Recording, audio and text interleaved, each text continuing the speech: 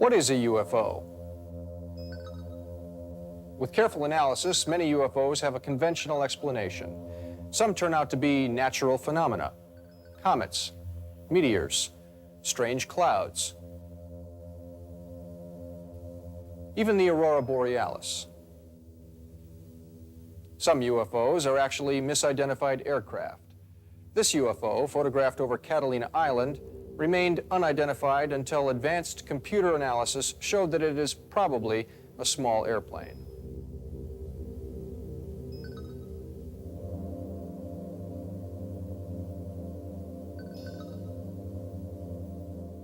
Civilians living near military bases occasionally catch glimpses of aircraft so secret that the government won't even admit they exist.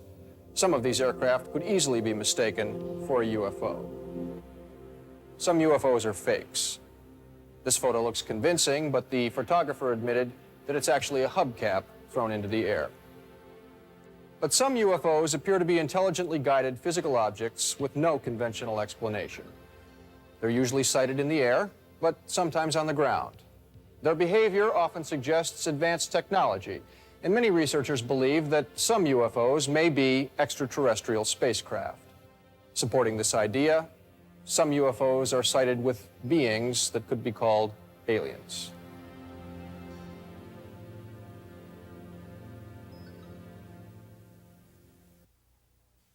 In the summer of 1991, I was living at the top of Topanga Canyon, which is outside of Los Angeles, California.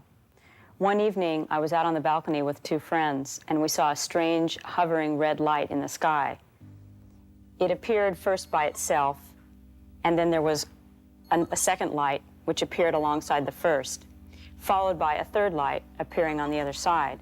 When I got out of my car and walked underneath the object, I had a tingling sensation all over my body. My kneecap and my wrist started aching, and I could tell that there was a force that was causing some kind of a problem.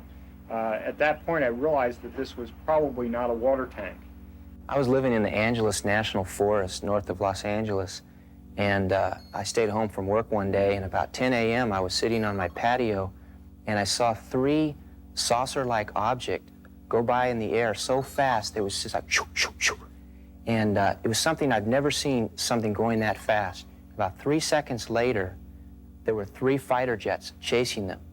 The amazing thing was that the fighter jets were going their full speed, but seemed to be standing still compared to the speed of the saucer-like objects. I saw in the distance a UFO floating along, probably a mile away from me, over these fields of wheat, with emitting a very large beam of light, just incredibly bright, just illuminating like day the area it was going. It was so bright.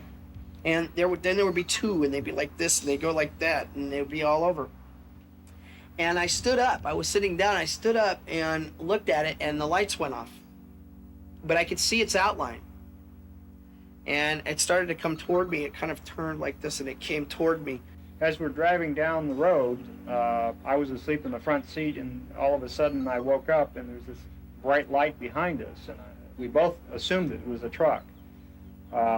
It stayed right on our tail, and we couldn't, it wouldn't pass us or anything like that, so my wife just started speeding up, and when I looked over, the speedometer was pegged at 100 miles an hour, and this thing was right behind us, and I looked back, and there was no headlights. It was just one big massive light, and our headlights were just about out. We couldn't hardly see anything. They were so dim in comparison. The next thing that we know, we are on the side of the road at a dead stop, and it's pitch black. It was a moonless night, and there was absolutely nothing around anywhere. And we went from 100 miles an hour to a dead stop with no reference of time in between. There was no braking or anything. It was just it was an instantaneous transition. It just seemed like we weren't supposed to talk about it. And since it was something that was so bizarre, we didn't feel that anybody would believe us anyways. Visual sighting is the most common kind of UFO encounter. Sightings almost always occur by surprise, so most witnesses are unprepared to take photos. Nonetheless, some remarkable photos have been taken over the years, as well as film and video footage. Some photos have been subjected to laboratory testing for fraud, and while some frauds have been detected this way, other photos appear to be absolutely genuine. UFOs show up on radar. In Belgium in 1990, 4 military radars confirmed a UFO sighting. 2 F-16 jets pursued the object, also tracking it on radar, but they couldn't keep up. One jet's radar showed the UFO descending from an altitude of 10,000 feet to 500 feet in just 5 seconds, accelerating fast enough to kill a human pilot.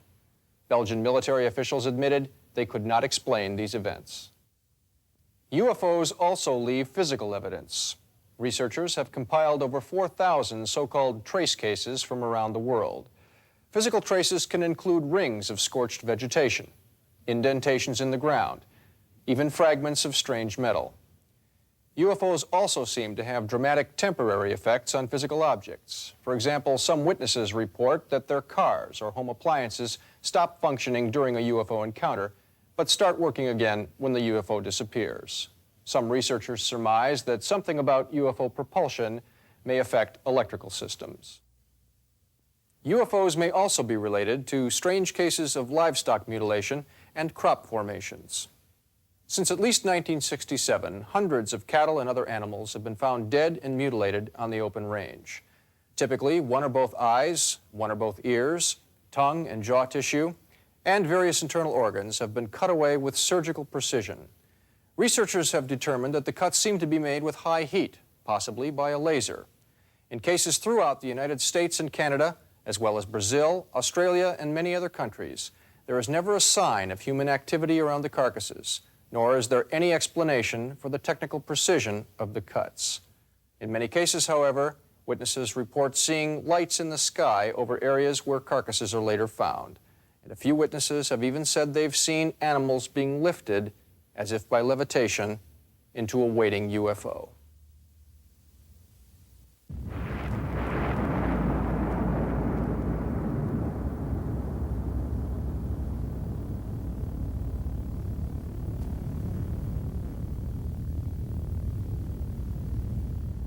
Contrasting with the gruesome animal mutilations, beautiful pictograms have been mysteriously appearing in the crop fields of many nations, especially southern England.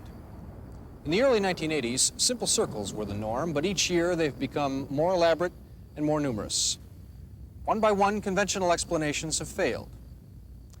In October of 1991, 2 gentlemen came forward saying they had hoaxed the whole thing, a story that made front-page news. But their claim quickly fell apart. The sheer number of formations would be impossible for 2 people to accomplish, and besides, these 2 gentlemen could not produce even one formation that matched the subtle details of the real thing. Meanwhile, 1991's pictograms were more elaborate than ever, none more astounding than the Barbary Castle formation, which appeared the morning after a night of lights in the sky. Colin Andrews, a leading expert on crop formations, explains.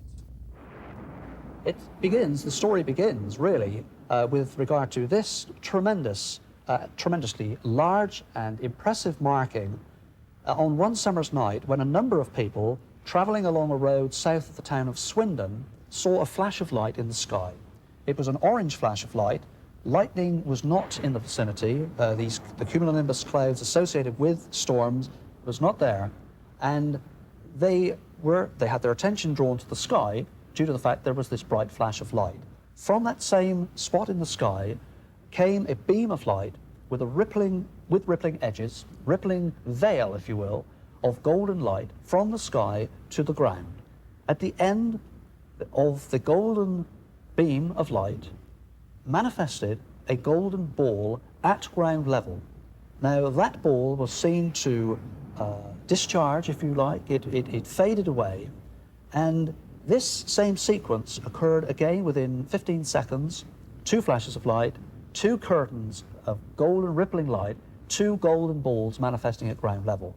We were able, by simple triangulation methods, to ascertain where that aerial phenomena literally reached ground level. And the pattern you've just seen was precisely that spot, that night, that pattern arrived in that field. If we consider only that one pattern, we have to be looking at a phenomenon here which is of the greatest importance to all of us. What you're looking at there is the Mandelbrot set. Now that is a universal mathematical constant. It's the most complex arithmetic graphic form known to man. We've only been able to produce that in graphic form via computers in recent times, in recent years. It's a highly complex mathematical universal constant. Now, we were looking at that pattern, and one would have to say, if that pattern ever arrived on our planet, we would have something to consider, because that equates to the point at which order actually breaks down into chaos. That is the arithmetic graphical form which represents that state between order and chaos. Indeed, the very state which the indigenous people have been suggesting we have arrived at. And there it is. That is the Mandelbrot set. That arrived in a wheat field south of Cambridge in England just a few months ago. That indeed is the Mandelbrot set. Now that is the only graphic form which we certainly can support scientifically and have knowledge of its meaning. If that actually represents in the cereal crops of our planet what we understand is representative of the mathematical equation, then indeed those indigenous people for the first time have something to focus our attention upon. Nearly all UFO researchers believe that a small group of military and government leaders have successfully hidden the reality of UFOs from the general public. Some researchers feel that the so-called UFO cover-up may be the biggest, best-kept secret of all time. Some of the most relevant information that's been declassified by our own government comes out of the Freedom of Information Act documents from the Central Intelligence Agency, the FBI, the Air Force, and DARPA, Defense Advanced Research Projects Agency. These agencies, in disclosing their supposedly classified data, have made it very clear that our government's been profoundly interested in following the, I guess, activities of UFOs over the years, incursions of Strategic Air Command bases, Falcon Bridge, Malmstrom, Loring, all over the country, 1975, over Tehran in 1974, over Cuba in 1967, over Alaska, over Hawaii, all over the country, and even landings at Kirtland Air Force Base at New Mexico. And these aren't coincidences, and the fact the government acknowledges these, along with such things as landing as the Bentwater Air Base in England, United Kingdom, suggests very clearly that the government knows what's going on, and they're just withholding their data because they don't want to scare the public. If the cover-up is real, it may well have begun in 1947 at Roswell Army Air Force Base in New Mexico. On July 8, 1947, Roswell's public information officer, Lieutenant Walter Haut, issued a press release in which he said the military had recovered wreckage of a flying saucer that had crashed on a nearby ranch. The story caused an immediate sensation, but one day later it was retracted. The military now said that the wreckage was a weather balloon. Oddly, that wreckage was secretly flown to Wright Field in Dayton, Ohio, and was never seen again. And there the story might have ended. But in the late 1970s, several witnesses to the so-called Roswell incident decided to talk. One of them, Major Jesse Marcel, had been Roswell's intelligence officer and the first military man on the crash site. He had been familiar with all kinds of aircraft, rockets, balloons, even the top-secret devices of his day. He had handled a great deal of the Roswell wreckage, and in his words, it was nothing from this earth. Marcel, in fact, believed that he had handled pieces of an extraterrestrial spacecraft. From 1947 on, UFO sightings were so prevalent that the CIA became concerned. In January of 1953, they convened the so-called Robertson Panel to assess the national security implications of UFOs. The panel quickly reached two conclusions. On one hand, there was no evidence of a direct threat to national security from UFOs. On the other hand, there was a threat of public mass hysteria if UFO reports continued unchecked. Therefore, the CIA recommended an immediate policy of debunking with the goal of reducing public interest in UFOs. Captain Edward J. Rappelt, then chief of the Aerial Phenomena Branch of the Air Technical Intelligence Center, explained the new policy this way. We're ordered to hide sightings when possible, he said. But if a strong report does get out, we have to publish a fast explanation, make up something to kill the report in a hurry, and also ridicule the witness, especially if we can't figure an answer. We even have to discredit our own pilots. The question remains, how much was really known about UFOs and who knew it? Recent disclosures indicate that an elite group inside the government may have known a great deal. In 1984, an undeveloped roll of 35mm film was anonymously sent to UFO researchers Bill Moore and Jamie Chandra in California. When developed, the film showed 8 pages of an alleged top-secret document. The title page read, Briefing Document, Operation Majestic 12, prepared for President-elect Dwight D. Eisenhower. The document described MJ-12 as a super-secret committee that dealt with alien-related information. It said that the Roswell incident was a genuine UFO crash recovery, complete with alien bodies. It described other recoveries as well, and said that the fact of alien intelligence on the Earth was a matter of extreme importance, requiring absolute secrecy. The document was made public in 1987 and set off a storm of controversy. Skeptics immediately branded it a hoax, but other researchers studied it in detail, looking for signs of fraud. To their surprise, no obvious fraud could be found. Even tiny details of history and style checked out. Nonetheless, the verdict on MJ-12 remains ambiguous. The document may indeed be a hoax, but a hoax this good could only come from an inside source. Who would want to release such a document, and why? So far, nobody knows for sure. Many researchers believe that secret government knowledge of UFOs goes far beyond the recovery of crashed saucers. In recent years, alleged eyewitnesses have reported direct face-to-face meetings between military personnel and live aliens. Other witnesses claim that the government is in possession of alien technology. In just a few moments, you will hear the direct testimony of 2 such witnesses. The first witness is a man we'll call Bill, formerly an Air Force tech sergeant with a top-secret clearance. In 1965, Bill was stationed at Peterson Field in Colorado Springs. One day, he was assigned as a steward aboard an airplane with a secret destination. The plane flew to Washington, D.C., where it picked up a 2-star general. It then flew to Wright-Patterson Air Force Base and picked up an 8-man civilian science team. Finally, it flew to Alamogordo, New Mexico, arriving in the evening. The next morning, Bill and the others got on a bus and drove until they reached a box canyon. Here's how Bill describes what happened next. We went on in, all of a sudden it opened up, and here's Quonset huts, hangars, and a flight line. And we pull up there, and then the special team, the science team, got off and went over to cross the ramp, and here is a UFO sitting on the ramp. Here are 2 beings standing there, okay, that are communicating, however they're communicating.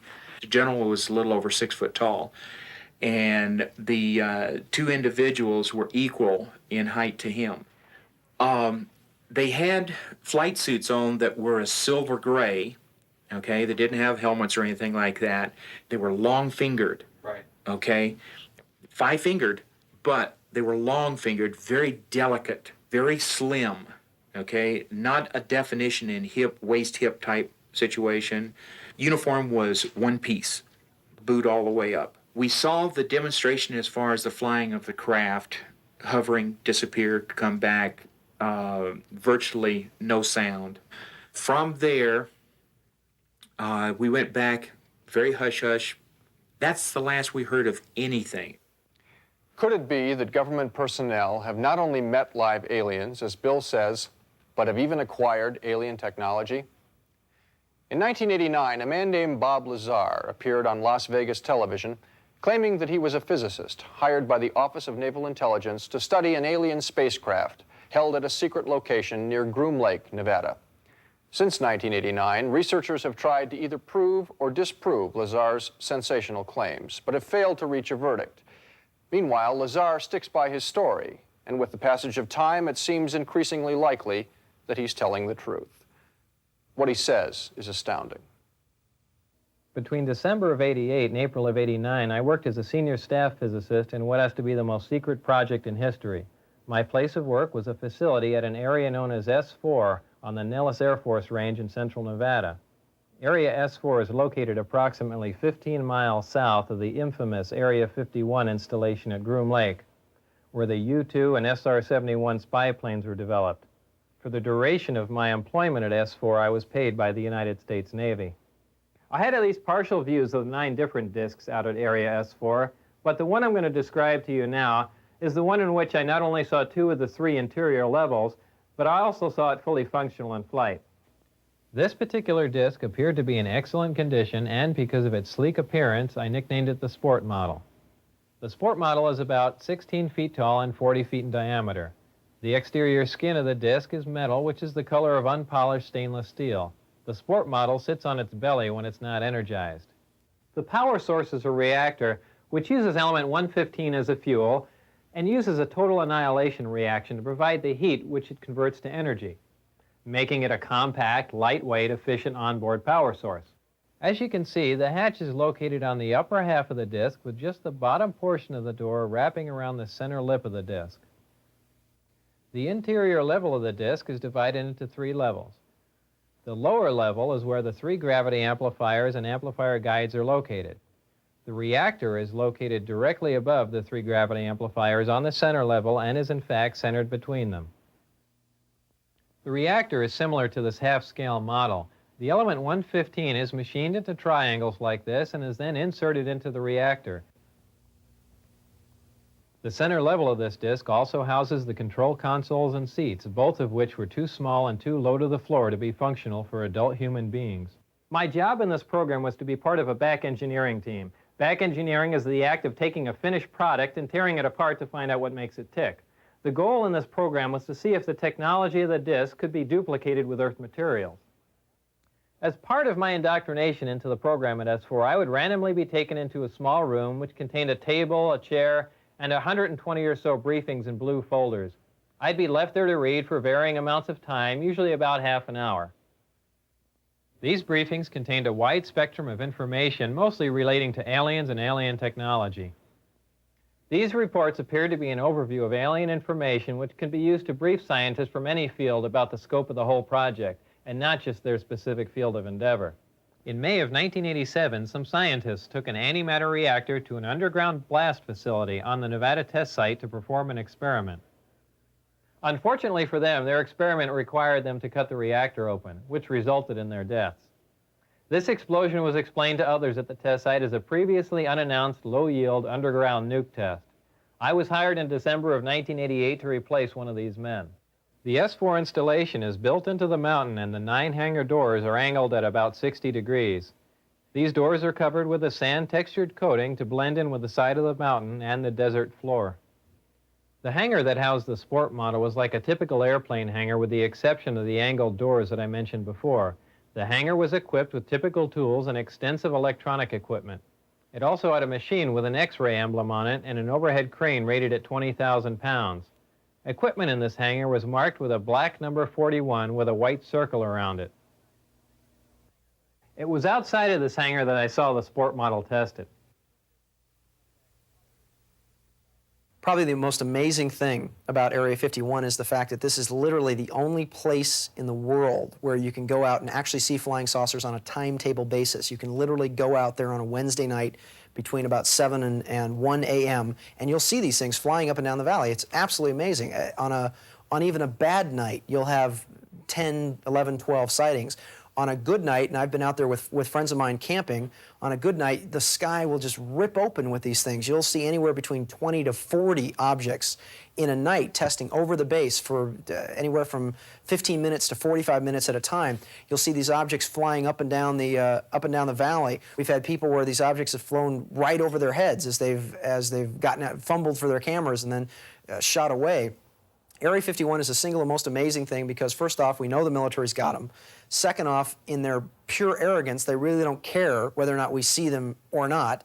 And third off, it's much easier to make us look crazy because we're just civilians out there than it is to test this stuff over their own land, over Nellis Air Force Base, where experts or people that have something to do with a project or security personnel can actually come forward and expose this project. But I'm hoping that Area 51 is going to be the camel's nose under the tent, that enough people are going to go out there and start seeing these things, enough people who are skeptical about it, who are going to see these things for themselves and realize, by God, there's something there, because this is the singular most important scientific advance in the history of the human race.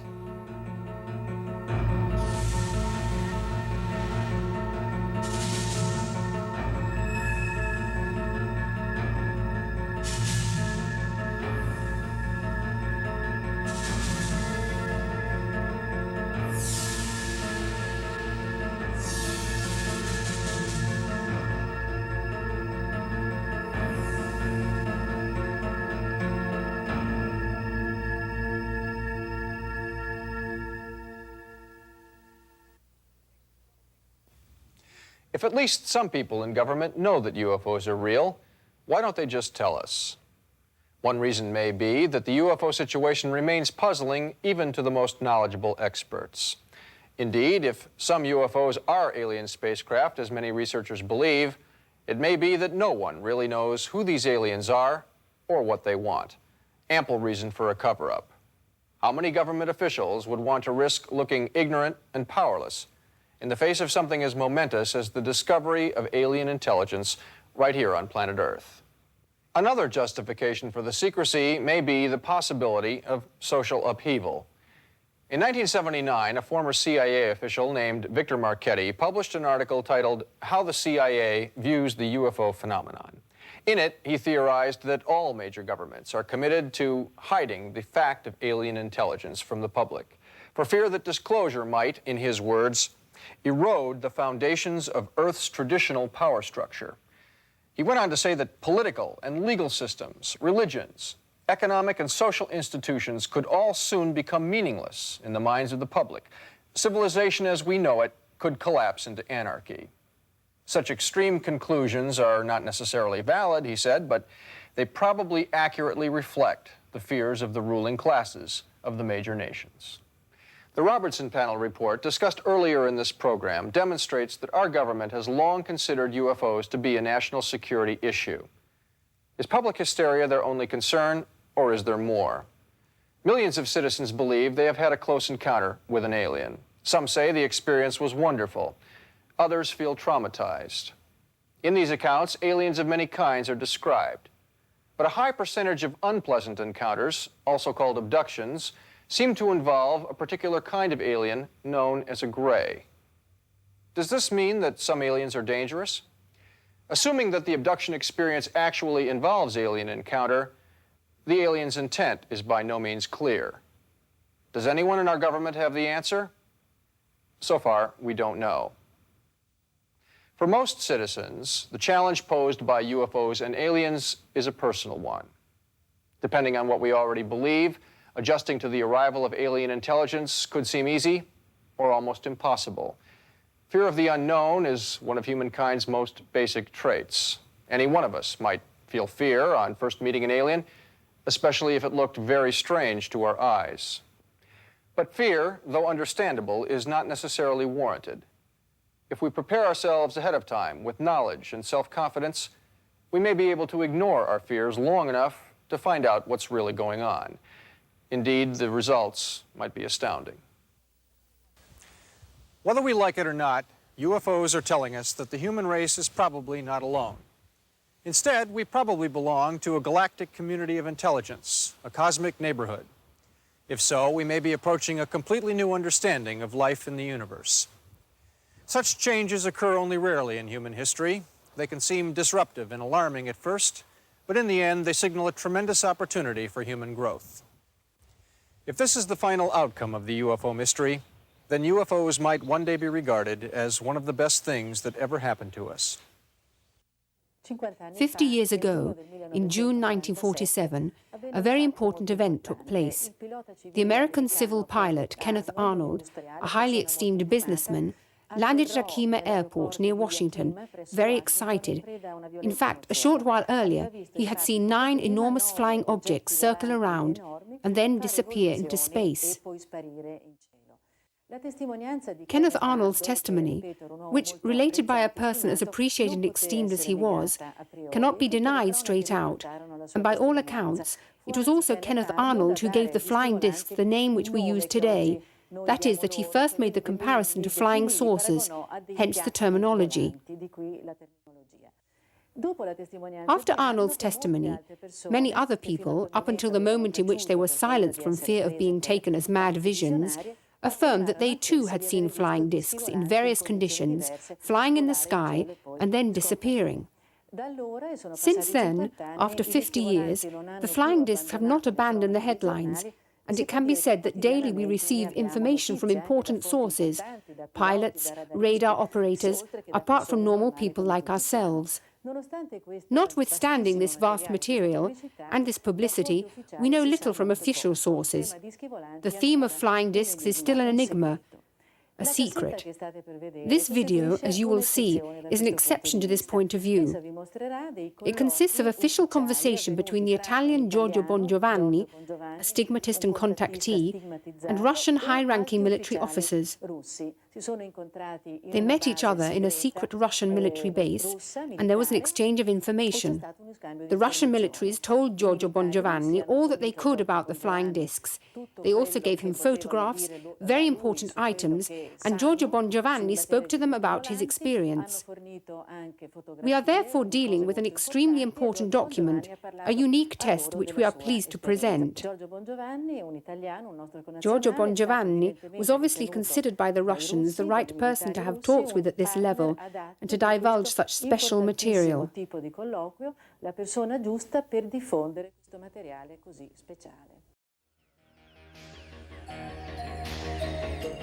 When the notorious stigmatist and contactee Giorgio Bongiovanni met the then president of the ex-USSR, Mikhail Gorbachev, on the 27th of May 1990, and asked him for permission to spread his message in that country, few, if anyone, would have imagined the developments that were to occur.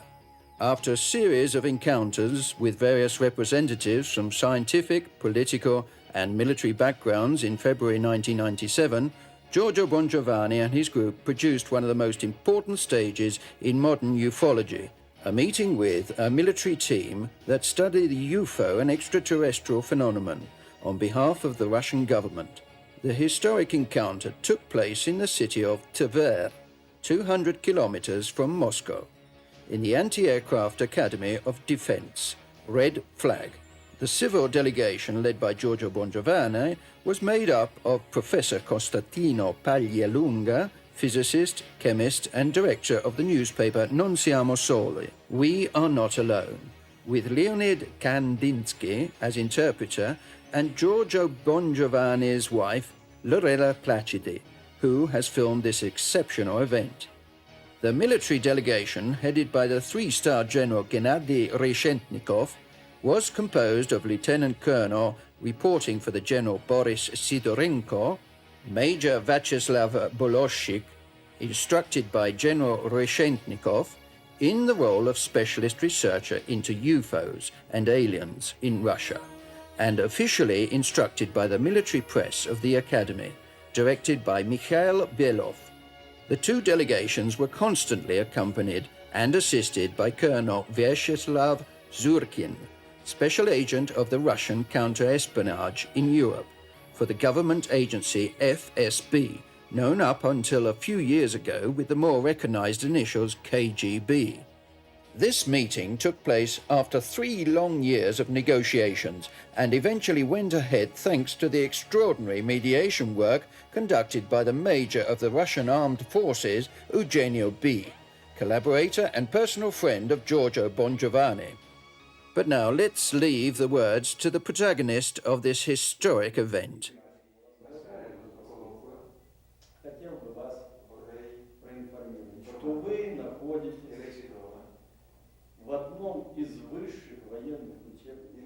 Before starting our conversation, I would like to tell you that we are one of the most important schools, a military academy, one of the academies dedicated only to defense, where Russians and foreigners alike can study. You should consider yourself a guest on the occasion of the anniversary of the Academy. If the other gentlemen are in agreement, I would like to consider you in this way.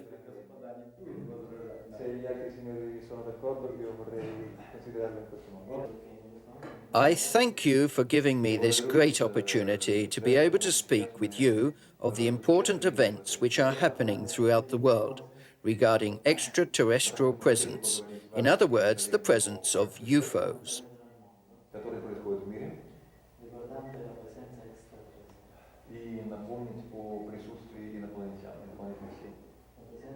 The main attention of the UFOs is above all on the United States of America and on Russia. Above all. Have I understood correctly? Is this the situation? Yes, above all.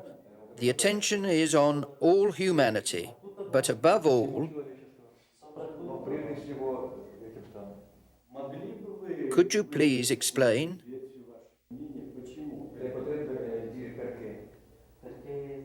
The reason is that the United States and Russia have the most powerful nuclear reserve in the world, and combined with the other 5 superpowers, they, the aliens, are worried.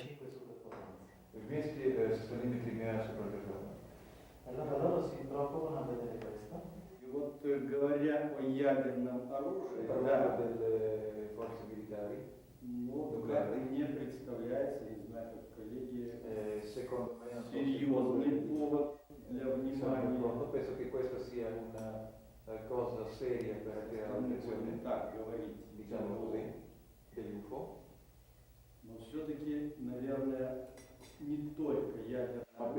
It's my opinion that the nuclear military program is something that attracts the attention of the UFOs. And I believe not only nuclear arms, but the general behavior of the states and the spiritual condition of states, like America and Russia, attracts their curiosity.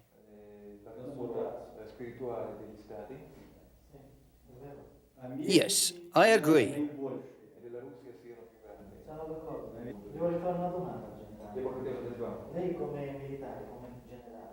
I wish to ask you a question. As a military general, do you believe that these UFOs come from other planets? Are you sure? Are you certain?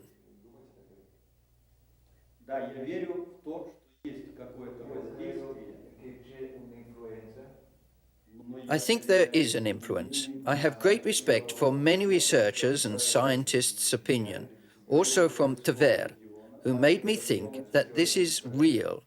But above all, I have a personal intuition. I think that these powers do exist and influence us and expect something from us.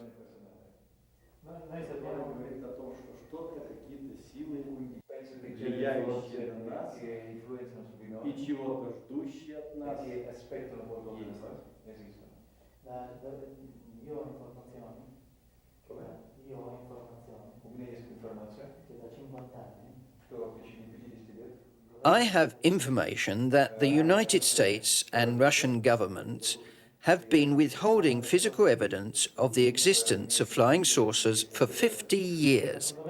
In your opinion, is this possible?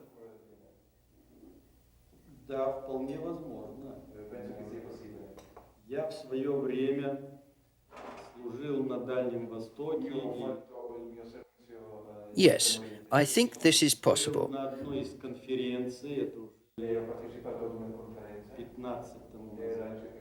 I was in service in the far east of Russia, and I took part in a conference about 15 years ago where a lot of foreign material was shown. In the USSR at that time, it was very rare to see any local material about UFOs, but there, I personally know of some witnesses who have been affected by UFOs.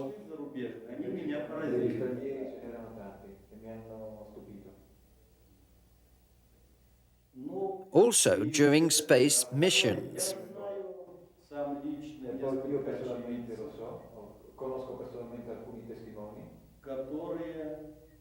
сами видели, или находились под непосредственным воздействием. Кстати, вот Вячеслав Евгеньевич, что он... Do you know if the Russian government has assigned any military team to study this phenomenon?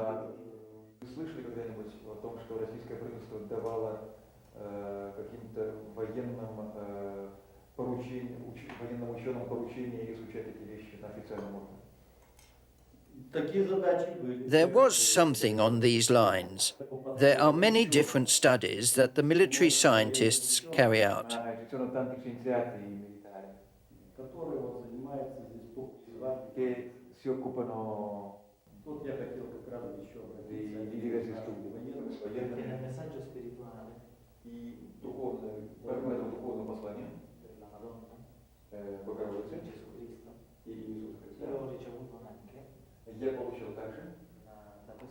In the spiritual message I have received from the Holy Virgin and Jesus Christ, it is said that we are not alone in the universe, and that Jesus Christ not only came here, but has also been to millions and billions of other planets to bring the message of God. Many of these civilizations are much more involved than us because they were born before us and have recognized Christ. That's why they are able to reach our planet. You know everything about me and my experience, as well as I know who stands behind you. I know it very well. We must reveal this reality to the people. I understand that you can do it officially. But it is necessary to take the first step. I can help you. Is there a time limit to do this? Yes. Could you be more precise? In a few years, not many.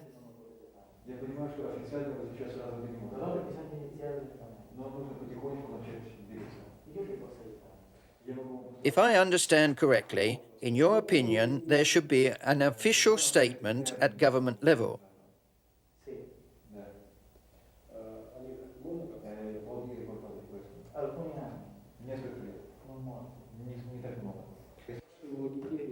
Revealing the truth about the visits, and the first step must be taken.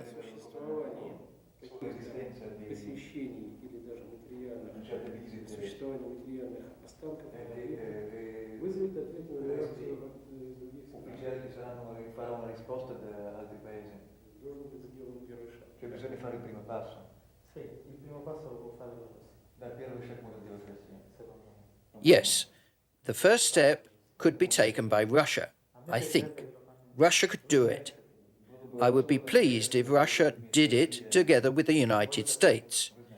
You know, and I know, you know, that during the Cold War since 1947, the Russian and American governments have agreed on one thing, a pact of silence about the truth regarding the extraterrestrials.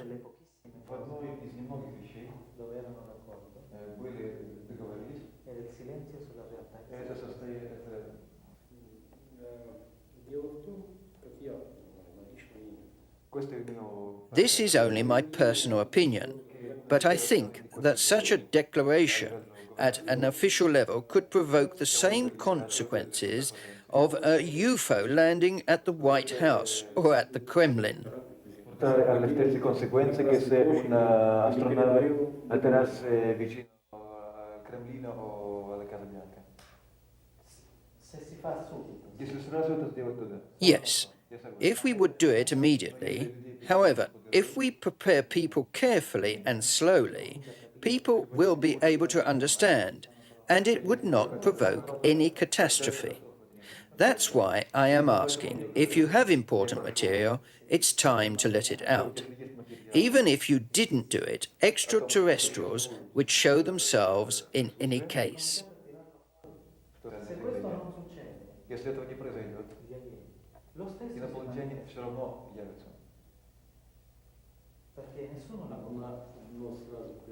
Una proposta che vorrei fare. I would like to make a proposal. Perhaps we could prepare some documents from the Tver UFO Center in which we will say that they exist, that these objects arrive. Nella quale diremo che esistono queste. I thank you very much. With your help, we will publish it. Certainly, I will have it published worldwide by my research colleagues, by the press, in Italy, everywhere. This could help the people. It would definitely help the people. We will do it then.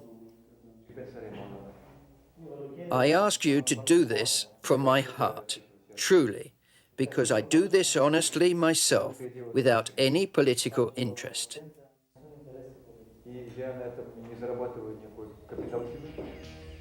After the meeting, Bongiovanni was given a selection of documents regarding UFOs from the Academy archives. Let's take a look at these photos and films that are of great historical importance. This first photo was taken in 1953 by the engineering officer Valentin Ivanovich on the outskirts of Tver, near to the military base where the academy is to be found. The photos are in black and white. This second photo was taken again by the engineering officer Valentin Ivanovich in 1992, close to the Tver military base.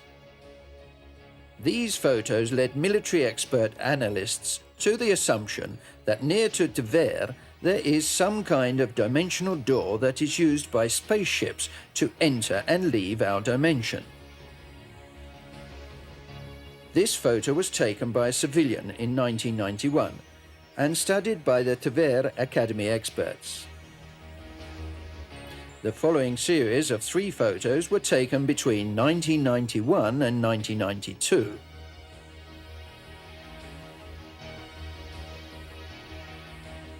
This amazing photograph was taken by some youngsters near to the perimeter of the Tver military base on the 3rd of March 1991. It is part of a series of photographs which have been studied and analyzed by the Tver Military Academy. In this picture, one of the witnesses indicates the strange flying object photographed. This picture shows again the strong rays of light given from these spinning objects. Giorgio Bongiovanni was given 2 short films where objects appear making strange movements. In the first film, you can see, on your right, 2 objects that materialize, while on the left, another object separates in 2 parts before disappearing. An object appears on the right and again divides in 2.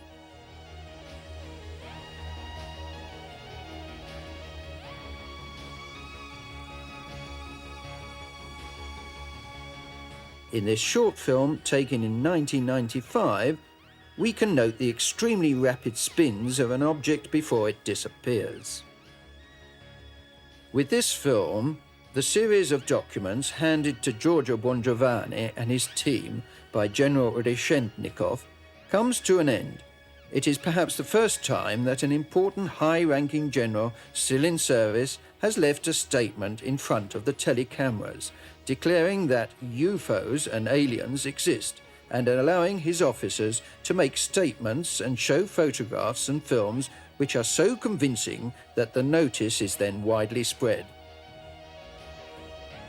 The next day, Giorgio Bongiovanni went into detail over some of the important questions already dealt with Colonel Zurkin of the Russian Secret Service and Lieutenant Colonel Boris Sidorenko. We can notice in particular the expression on Colonel Zurkin's face while answering the question regarding the government's knowledge about the UFO matter. Why do you think the Russian and American government do not say that is confirmed to the public the truth about the existence of UFOs?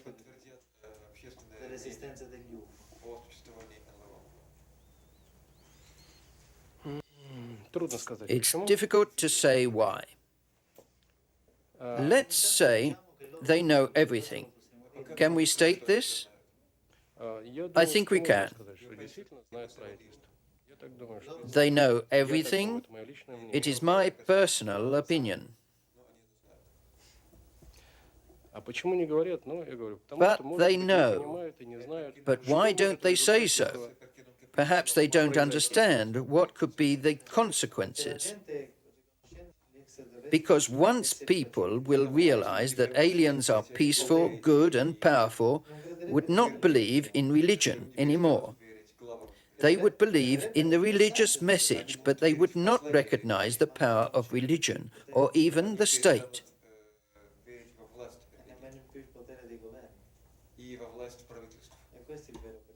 This is the real danger. This is the real truth, that the states and the religions do not want to lose their power, cost what it costs.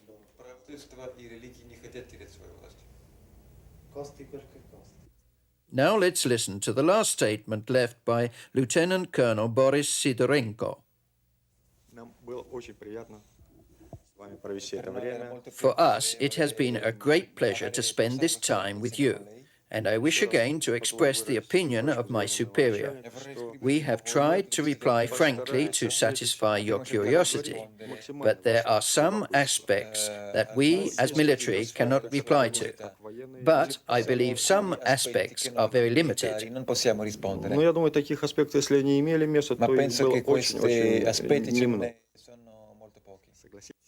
Thank you. I will invite you again, and I hope that our collaboration will continue. Thank you. At the end of the interview, Giorgio Bongiovanni handed Colonel Zhukin a written request addressed to the Russian high authorities, asking that they explain clearly about this important and delicate matter in order to prepare humanity for contact with other civilizations from the cosmos. After his return from Russia, Giorgio went to Switzerland and Germany for important meetings in order to present his findings. He informed fellow students and public attending these meetings about information received in Russia. These are the comments of some important investigators.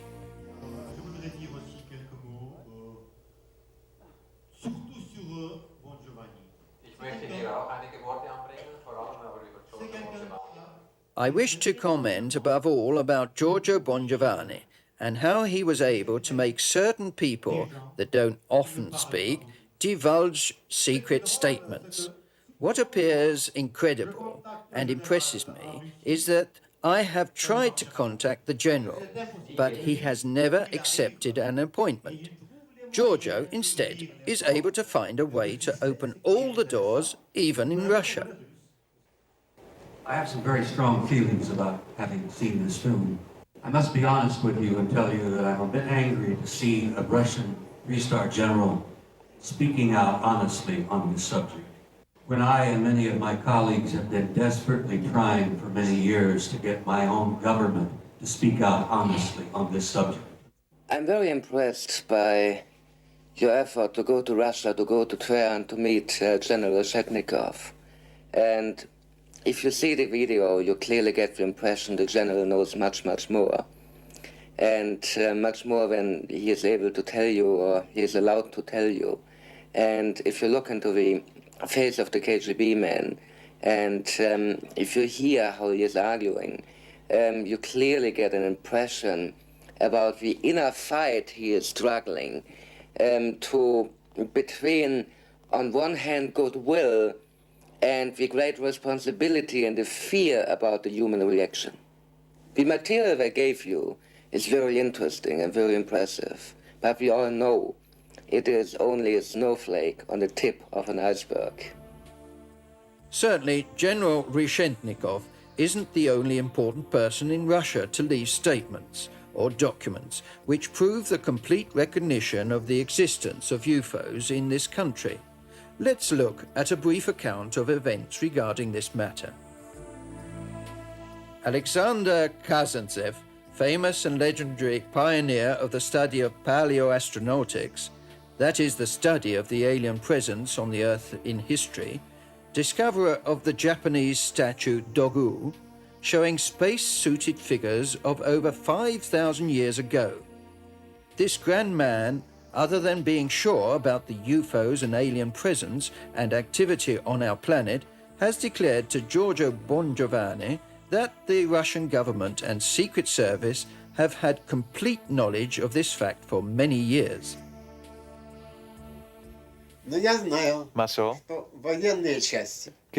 But I know that the military air defense had orders to record every appearance of this type. Avevano un ordine di registrare tutti I fenomeni di questo. Regarding the KGB, I know that many of my cosmonaut friends signed a document in which they say that they would not inform anyone about what they know regarding this subject. Firmavano un documento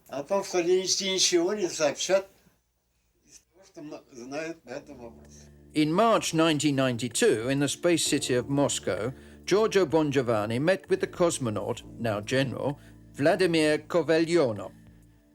He spoke about seeing in space unidentified objects during one of the Soyuz missions of which he was commander. He illustrated, using sketches, the strange movements of the object, which then divided in two parts, each part continuing to fly by itself. Following this, other films were made showing the extraordinary ability of the UFOs to maneuver.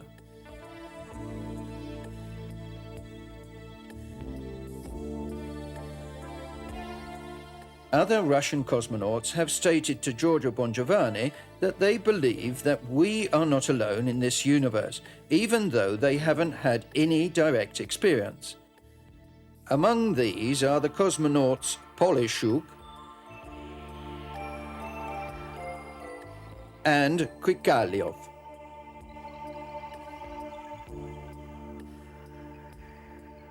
In October 1992, Giorgio Bongiovanni from the Space Control Center in Moscow spoke directly with the cosmonauts in the orbiting station Mir-1. Although the cosmonauts said that they had not had direct experience, they were convinced that they were not alone in the universe. Greetings from our association. Non siamo soli. And from my spiritual father, Eugenio Siragusa. If, as in this case, the cosmonauts declared that they have not had direct contact with alien objects, documents exist that show that these situations actually happened. The film that we are about to see was taken during a rendezvous with the orbital station. We can see, close to the station, a cigar-shaped luminous object. The film was taken in 1993 by the cosmonauts Musa Maranov and Gennady Striekelyov.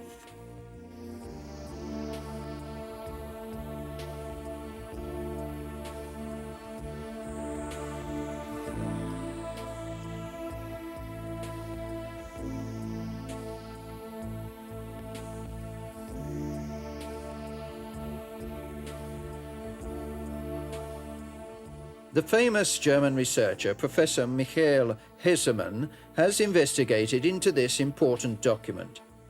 We can hear his comments in this interview with Non Siamo Soli in Germany, March 1997. Actually, in June 92 or 93, I'm not sure about the year, cosmonaut Musa Manarov was approaching the Mir station, and on this approach we filmed every object in space, and on the film you can clearly see a cylinder-shaped craft which has a kind of rotating light going around, very similar to the craft filmed in Salida, Colorado in September 1995. And in my opinion, it is without any doubt a muzzle ship, cigar-shaped craft which might have a diameter of about 1 kilometer. I got it through a Russian correspondent of mine, Valery Uvarov, who got it directly from a Musamanarov. This isn't the first time that this kind of object has been sighted in our skies. Let's look at some.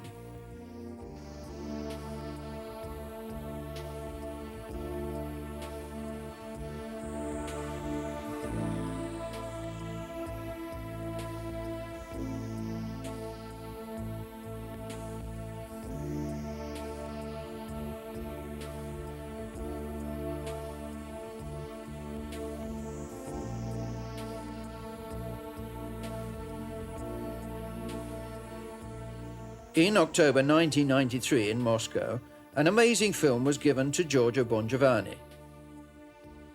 The film, made on the 15th of August 1993 in Sebastopol in the Crimea by an amateur cameraman using a Panasonic, shows an object that shoots across the lens and after completing short twists in the sky disappears.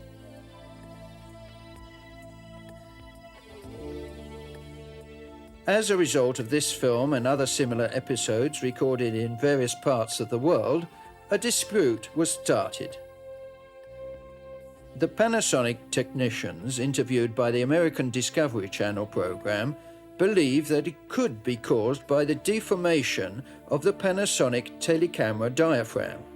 This, not being able to focus on objects too far away, would create a distorted image of a rhomboid shape, apart from the fact that in many sightings the witnesses have declared seeing a spinning top form with the naked eye.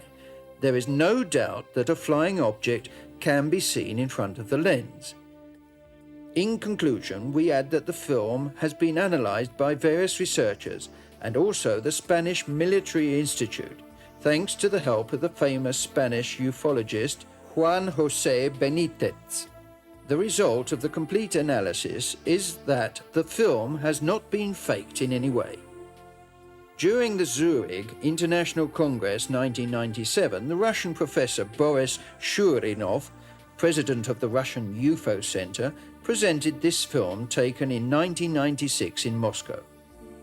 The oval-shaped object reflects the rays of the sun. In the video, reference points of a tree and the roof of a house can be seen. In June 1997, Giorgio is again in Moscow for another meeting regarding his work in the search for witnesses of extraterrestrial facts and the spiritual sense.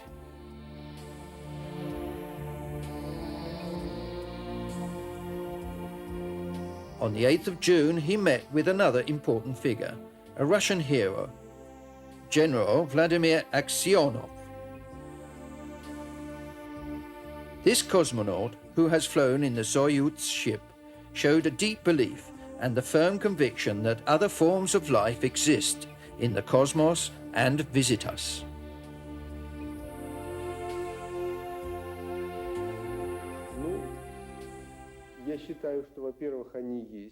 Penso che prima di tutto esistono e esistevano da sempre, esistono anche oggi. Above all, I think that they exist and have always existed. Today, the presence is not important, but what they represent. I believe they can represent different levels, different directions. Diverse direzioni. I am sure there will be contact between us and them. Not only will there be, but there must be, if we want a future for humanity. This future must have a base a lot higher than that of today's, a base of a high-level spirituality. Aksionov declares his conviction that in this moment others even higher than aliens are present on the Earth. Non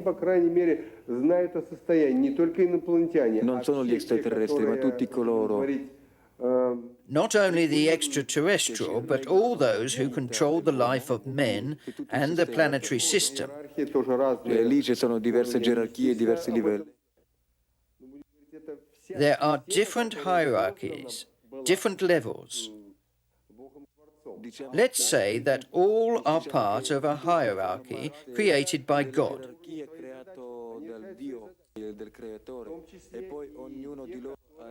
And then everyone has their own objective and part to play. I think the whole universe functions like a balanced system, so complicated that we are not yet able to understand it. I am sure that all in this system have an objective.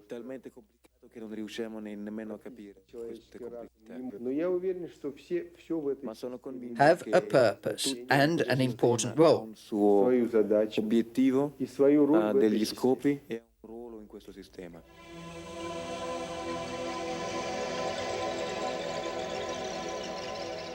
Following this, Giorgio was able to obtain some important photographs taken by the Russian military.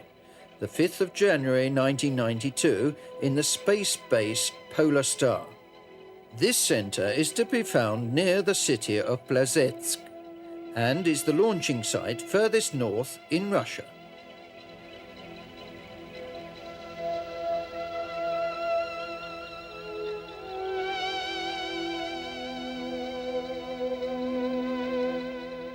The photos, all in black and white, clearly show unidentified objects flying over the missile ramp. Yet another confirmation of the active control of military bases carried out by these civilizations.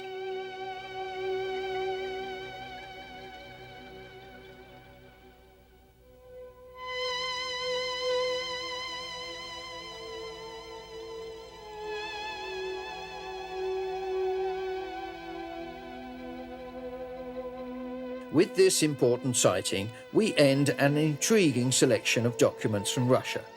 Also, in America, fascinating sightings are being revealed regarding the presence of extraterrestrials on our planet. We will now take a look at the most recent documents collected from the Discovery spaceship mission. During the mission STS-21 of the 14th of March 1989, the ship's doctor, astronaut James Buckley, let slip the words, "We still have the alien spacecraft under observance." A phrase that leaves little to the imagination. Let's listen to it. Houston, this is Discovery. We still have the alien spacecraft under observance. Houston, this is Discovery. We still have the alien spacecraft under observance. All the following films were distributed by the American researcher William Hamilton. The images that you are watching concern the STS-80 mission of the 1st of December 1996. In the researcher's opinion, the film shows the movements of at least 6 alien spaceships close to the Earth's atmosphere. Space rubbish or ice particles would not be able to complete the maneuvers completed by the object of light in the film. The Discovery is positioned above Asia, and on Earth there is a violent thunderstorm. The flashes that can be seen are caused by lightning. Suddenly, from the right, an object appears, and almost at the same time another from the left. The first object, as soon as it enters in the Earth's atmosphere, increases rapidly its luminosity. Researchers believe that this phenomenon is caused by the contact between the atmospheric particles and the spaceship's electromagnetic field. On the center of the screen, suddenly, from nowhere, a brightly lit object appears, while the first object to appear follows its path towards a group of another 3 bright objects in a triangular formation. And it's towards these objects that the Discovery telecamera zooms into.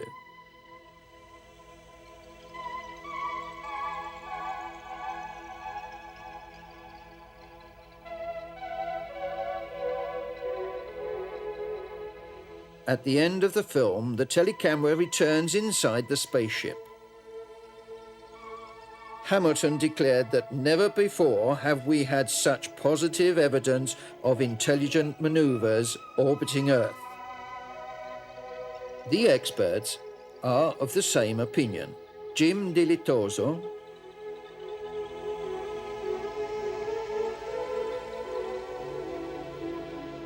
the professor Jack Kasher from Omaha University in Nebraska and Professor Michael Hesseman, who gave the films to Giorgio Bongiovanni. The Space Shuttle mission STS-51A of November 1984 had the job of recovering two defective satellites, the West Star the 6th and the Palabar B2, and then bring them down to Earth.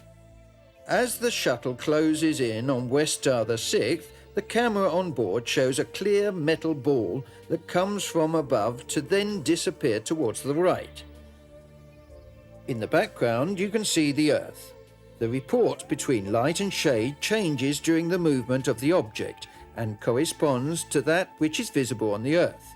This evidence that shows a solid object which reflects light. Its movements leave one to assume in something guided intelligently and exclude the possibility of a satellite. With this film, we close the report of documents coming from Russia and the United States. They will not be the last. As a start, it is comforting. The truth, with more and more clearness, is being disclosed.